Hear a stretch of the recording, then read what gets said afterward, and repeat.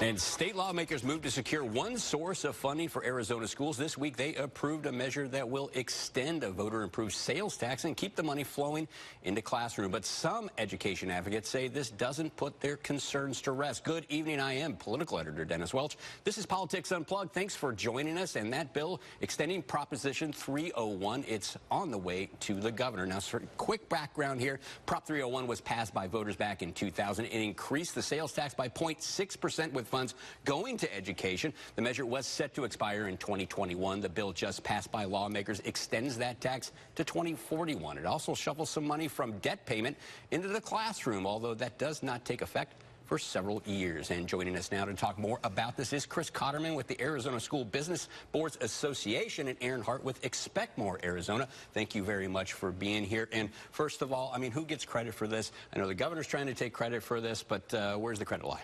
Well, I think the credit lies in two main places. And the first one is with Representative Doug Coleman and Senator Kate Brophy-McGee, who we would not have had this opportunity had they not introduced those bills at the beginning of session.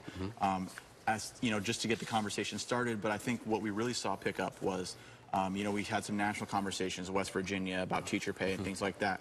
We saw teachers get themselves organized here in Arizona through Red for Ed and SOSAZ, parents, teachers, and I think that really political pressure from that sort of activity is really, I think, what pushed it over the top. Yeah, and Erin, I was going to ask you, how much is this these teacher demonstrations, protests have played a factor in this? Because this bill looked to be DOA at this point in the session.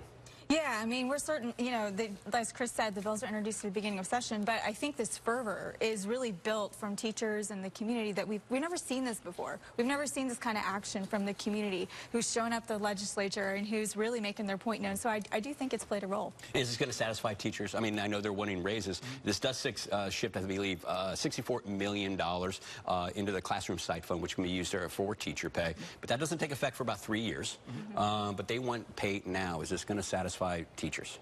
No, I mean, what this does, and we should celebrate what 301 is doing to extend it, because it's preserving what we have, right? It's taking that fiscal cliff away, but really, we need that long-term solution. So I don't think people are going to be satisfied until we have that solution to not being 50th in the nation for teacher pay any longer. Yeah, is any concern that this loses voter protection? Because the voter protection, you know, it's passed, legislature can't tinker with this, but now I'm hearing that there's some concerns that since this was passed legislatively, that maybe lawmakers can go back and make some tweaks, maybe some tweaks that they don't like, shifting more money toward, you know, charter schools, away from public schools. Yeah, and our thoughts on that are, yeah, I mean, the distribution currently is voter protected, and it wouldn't be voter protected as of 2021 right now when the new law takes effect.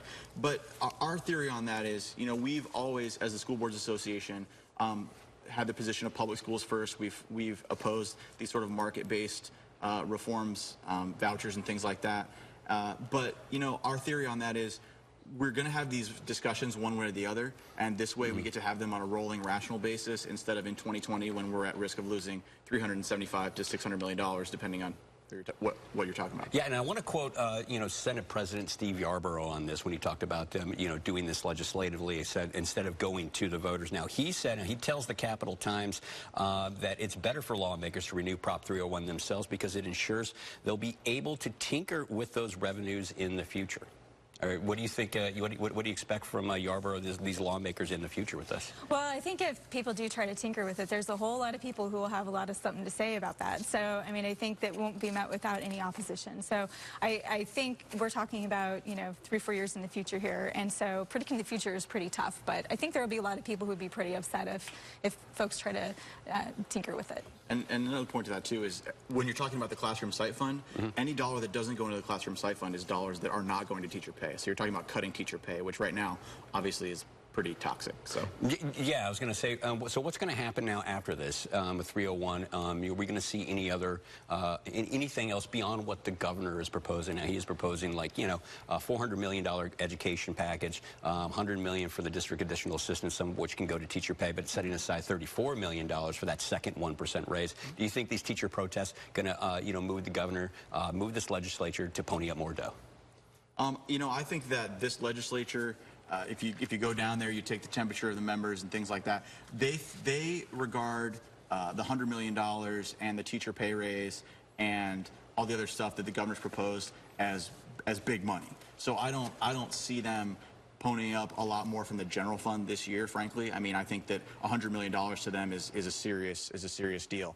I think a general revenue increase on the size we need. I mean, bear in mind that we need about $700 to $750 million additional to get to the national average for teacher pay, and that's if all of that went to teacher pay. And we still have the governor's proposal to restore formula funding. That's $385 million. So, I mean, of all those two, we're talking about $1 billion problem. And, you know, that is going to require, I think, the voters to get involved. Yeah, I mean, is that going to require a tax increase? I mean, you know, is there a way to take Prop 301 that they just extended here and maybe move that from a 0.6% tax to a full penny, maybe more? Well, it could be. It could be sales tax, but it could be something else, right? I think there are other options that now is the time that we've got 301 off the table that we can have those conversations, that now we have room to say, okay, the urgency is done with 301 and that fiscal cliff, but now let's sit down and have that thoughtful conversation about what should those revenue streams be and what should it look like. Yeah, absolutely. I think that the biggest win from yesterday was removing that pressure. I mean, no one wants to have their back up against the cliff in 2020, where we're having to talk about, okay, well, the legislature wants to refer this to ballot, but in exchange we want this, and us to be in a position to say, you know, we're going to roll the dice and say no, or you know, have to acquiesce to whatever those demands would be. This is a much better position to be in for having a rational discussion about it. Okay, and just last question here. You know, what was avoided by doing this year? I mean, I understand the schools were already starting to change the way they were budgeting because there was a lot of uncertainty, correct? Yeah, absolutely. I mean, prudent financial management for school districts means you look 2 or 3 years in the future to make sure that you're going to be able to sustain the programs you have now. If you're looking at relying on the voters in 2020 to vote up or down a renewal of 301, you're looking at how you're going to survive without that money, because the voters are far from a slam dunk, right? So, you know, you have to start planning for the inevitable, for the worst case scenario. So at the very least, it enables a lot of security and moving forward into the future here, correct? That's right. I mean, it's peace of mind that this money isn't just going to disappear in 2021, right? So we've got peace of mind, but also there's still that urgency that there needs to be more. Yeah, and win, or is this the status quo here for education? It's a little bit of both. It is a win. We should celebrate it, but, you know, it is preserving what we already have. All right, thanks a lot. That's all the time we have for this segment, but we do have more Politics Unplugged still ahead. Students speak up about another issue on campus, school safety. We believe that the focus should be on counselors, because if we had emotional support, those killers wouldn't have developed in the first place. Those closest to the situation tell lawmakers the governor has it wrong, and they want their voices heard. We'll talk about it here on Politics Unplugged. This is incredible. It's like a dream. You ready to go surprise him? Yeah. Would you want to go do that? Yeah. Go to azfamily.com to nominate someone. Yes! Arizona's Family Surprise Squad is powered by your Valley Toyota dealers. Okay, let's go. Since 1941, the Dickey's family has been smoking the very best quality meats for 14 hours every day. It's how Mr. Dickey did it, and it's how we still do it in every Dickey's restaurant across America. Come in and see us or visit Dickeys.com. Car wreck? Check. Motorcycle wreck? Check. Truck wreck? Check. Bicycle wreck? Check. UFO wreck? What? In a wreck, you need a check. Call Lerner Road now for a free consultation. Call 977-11900. Don't miss out. It's the final days of Nissan Now. Hurry in for big savings on Titan and Armada, both with a round view monitor that lines you up easily. Plus, Titan is backed by America's best truck warranty. The technology of tomorrow, available today. This is your last chance to save big on Nissan trucks. Now, it's time for an upgrade. Hurry in to Nissan Now. Event ends April 2nd. Get up to $9,340 off MSRP on a 2017 Nissan Titan. Now as low as $20,240. Emergency Chiropractic has been treating auto accident injuries for over 40 years. And though much has changed since 1977, such as cars, hairstyles, and fashion, our message has not. After all these years, we continue to provide quality chiropractic care to those in pain following an auto accident. Now, we really can't help you with past regrettable fashion choices, but if you've recently been in an auto or motorcycle accident, don't suffer in pain. Call today. Emergency Chiropractic, the kind of care you want today. There's a new Burlington opening in your neighborhood. I love the jewelry. Everything for the home. Blouses, dresses, shoes and socks. I love the kids' stuff. Strollers, jackets. all the great brands at a fraction of the cost. Hurry in and save.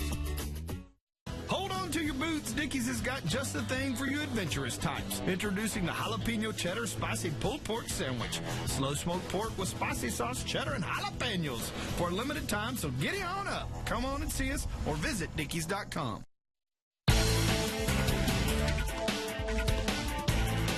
And welcome back to Politics Unplugged. And tonight's hot topic is a tax plan on digital products and services. It is a plan advocates say would clarify the rules on everything from iTunes music to computer software. But opponents say there are already rules in place, and this plan will steal vital tax dollars from local communities. And joining us to talk about that side and more is Ken Strobeck with the League of Arizona Cities and Towns. Thank you very much. Now, this can be a little bit confusing.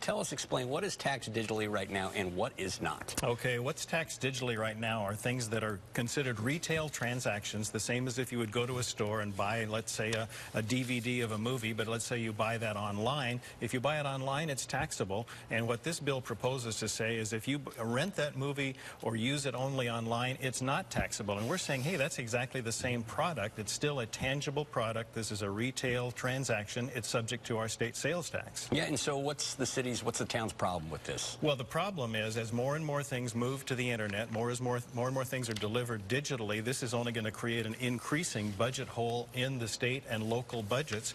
And in fact, the legislature was almost poised to pass this entire bill without knowing what the fiscal impact was. So the league put together some numbers, and we came up with calculations that said it's about a $120 million hit to the state, $48 million hit to cities, and $13 million hit to Prop 301 money, what you were just talking about, to the classrooms.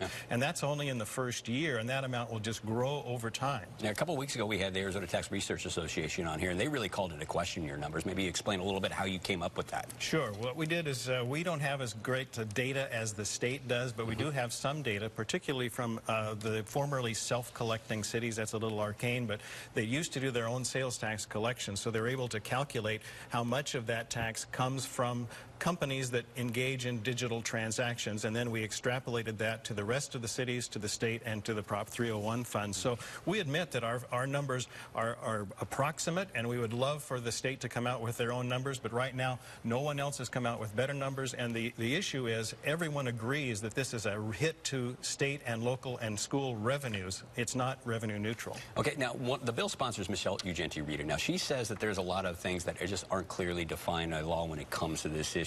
And she says the Department of Revenue is collecting taxes on all digital goods and services without proper legal authority. So do you agree with her argument? Now, she is saying this is a field that nobody should have been operating in to begin with unless they did the right thing, which was to come down to the legislature and pass policy reflective of what they want their tax environment to look like. This is a question that came up in the early 90s when the internet was just getting started, and the Department of Revenue issued a taxpayer opinion that said exactly what I said a few minutes ago. If you can handle it and feel it personally, physically, you can also tax it when it's digitally transmitted. That's been the practice for over 25 years, and no one has sued to say that that's an improper interpretation. In fact, it's a retail transaction, whether it's online or whether it's in the store, and our contention is that should be treated exactly the same when it comes to taxation. Yeah, and the bill does not remove or change tax law on everything digital, though, does it? Well, it doesn't, because right now the current practice is that things are taxed digital that are digitally delivered because it falls in the category of retail transaction. And we don't actually itemize everything in statute that is taxable. We don't itemize paint cans and hammers and shoes, but those are clearly taxable. What we put in statute are those things that are exempted from taxation. Yeah, and I want to play a soundbite now. We're talking about Sean McCarthy from the Arizona Tax Research Association, and he was on here a couple of weeks ago, and he had some comments about this very issue. I want to play them for you right now. So that's what a lot of cloud services are doing. They're taking stuff that used to be a service in the analog world and then providing that service online. It was not taxable in the analog world, and we don't think it should be taxable going forward. What do you think about that? Okay, well, he's talking about things like TurboTax. Let's say there's 3 ways you can get TurboTax. You can go to Best Buy and get it today. You may not be able to do that in the future. You can download the entire application onto your computer, or you can use it online and calculate your taxes and produce a tax return, let's say. In each of those cases, you're using exactly the same product, you're using exactly the same technology, and even if you use it online, that still is a quantifiable, measurable, tangible product, in our opinion. opinion. And just because you're using it does not suddenly change it from a retail transaction to a service, as Mr. McCarthy is claiming. A lot of people say they store and update those services, so it's not exactly a product. Well, it is a product because it's measurable, which is one of the criteria that's in statute, and you can measure it. Bits and bytes are measurable, and they are data. Okay. Now, the league has argued, obviously, as you said, that this is going to be a big hit to cities and towns. For our viewers watching at home, what would something like this mean to them? Because they may see this and go, hey, this is great. I'm going to pay less for these things that I download or upload online. Well, you know, if you buy a song from iTunes, you're going to pay $1.09 instead of 99 cents now, and that's for state and local taxes. Okay, that 9 cents going across the entire state, that pays for police and fire, it pays for classroom education, it pays for the things that cities and towns do on a day-to-day basis, for utilities, for streets, for roads, for all those services. But the biggest expense that we have is police and fire.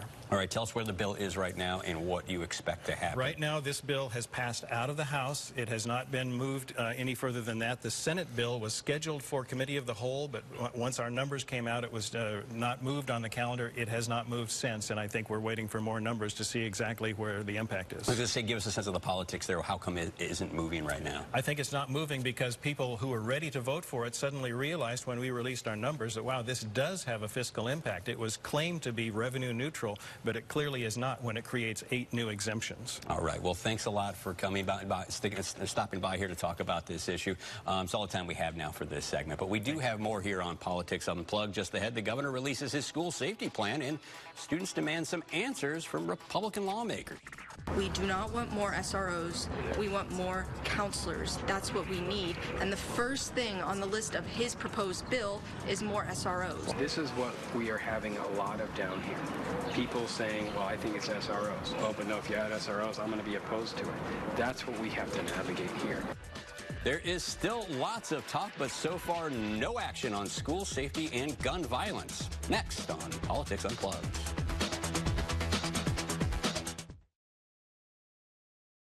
Stop wasting time hunting for the best deal on new flooring. Call Express Flooring.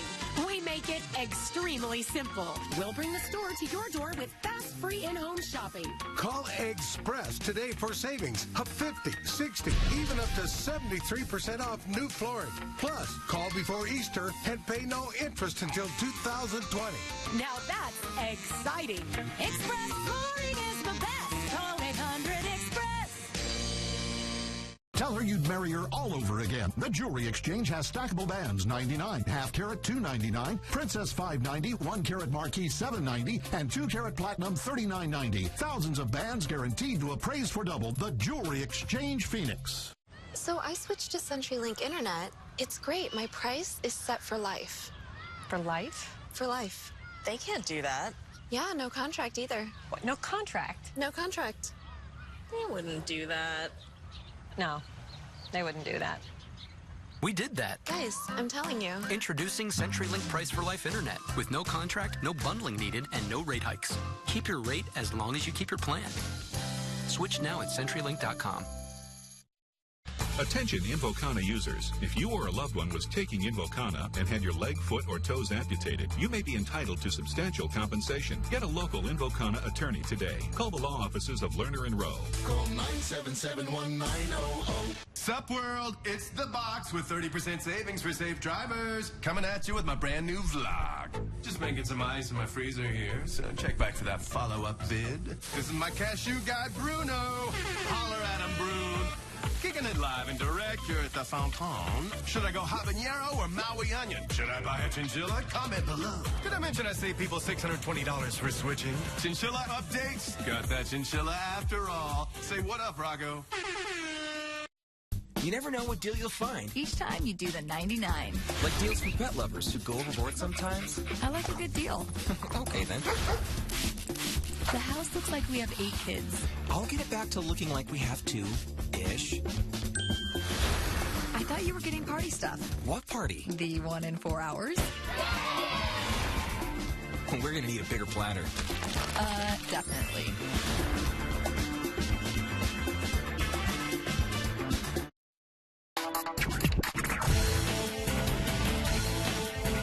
And welcome back to Politics Unplugged. It is now time to talk it out with our partners from First Strategic. With us today is Kurt Davis and Barry Dill. Thanks a lot, guys. Now, you saw the first segment. We talked about the extension of Prop 301, the sales tax. Again, I asked them, I'm going to ask you the question, who gets credit for this, the governor or the lawmakers?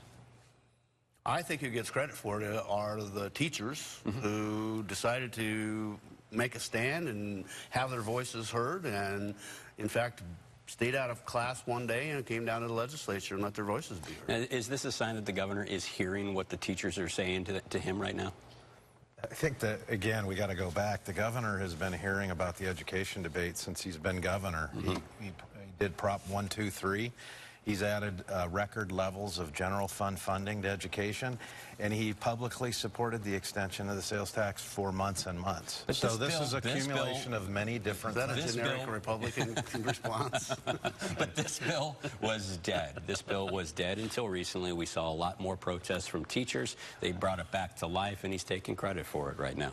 I don't think any bill by Representative Coleman and Senator Brophy McGee is ever dead. We saw that with kids' care. So I think it's a false premise the bill was dead. Do protests and the eye on education help in the political arena? Of course they do.